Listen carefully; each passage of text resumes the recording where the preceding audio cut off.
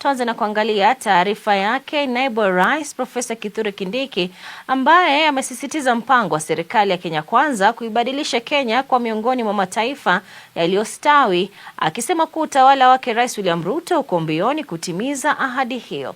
Akizungumza katika hafla ya kutunuku waliofuzu katika tamasha la 98 la muziki na tamaduni lililoandaliwa katika shule ya upili ya wasichana ya Moi Eldoret leo hii, Kindiki alitangaza baadhi ya mipango inayopaniwa kutekelezwa ikiwemo kujenga uwanja mpya wa ndege na hata upanuzi wa barabara kuu ya Nairobi kuelekea Mombasa. Isitoshe, serikali pia inapanga kuwekeza katika kuhakikisha maadili ya nchi hayafutiliwi mbali. Taarifa kamili hii hapa.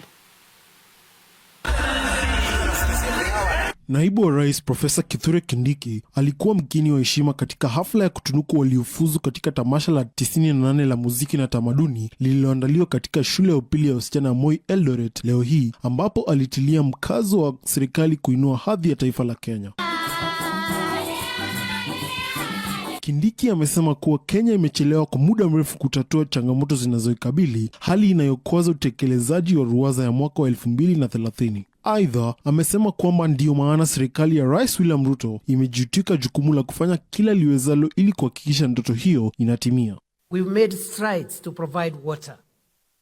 But you have heard the president say the speed of our nation building, the speed of building the hardware for our country is very slow.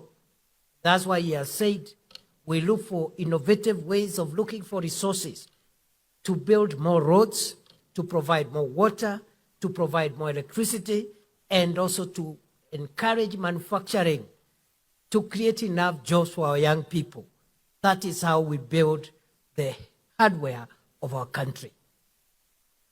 You have seen the president launch the Rironi Mau Summit Road.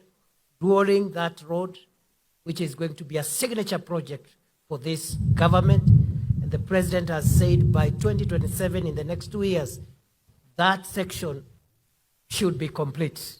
Kindiki alitetea uamuzi wa serikali kupunguza hisa yake katika baadhi ya milki zake kama vile Safaricom, huku akitangaza mpango wa kujenga uwanja mpya wa ndege takriban mwaka mmoja baada ya kufutiliwa mbali kwa kandarasi ya Adani kupanua uwanja wa JKIA.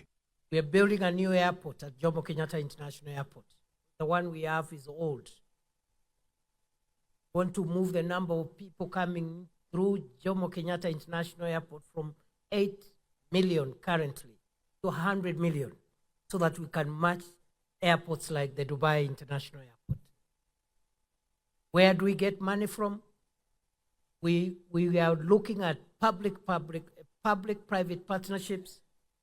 We are also looking at privatization, where we reduce the stake that government has in some of the strategic assets, but use that money not to pay salaries, not to pay recurrent expenditure, but put that money to build dams and roads and modernize our country the shortest time possible. Kando na kuimarisha miundombinu, Kindiki alisema kuwa serikali itawekeza katika kumudu maadili na mienendo ya vijana watakao kuwa viongozi wa kesho.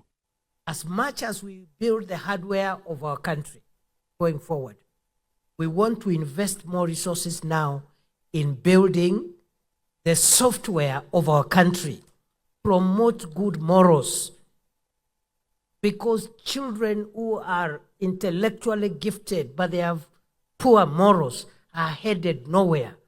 Kaunti ya Uasin Gishu iliibuka ya kwanza miongoni mwa kaunti zingine katika tamasha hilo, huku kaunti ya Nairobi ikiibuka wa pili. Tamasha hilo lilianza tarehe 30 Novemba na kukamilika hii leo. Nikiripotia Dira ya Hope TV, jina langu ni Jacob Uchiro.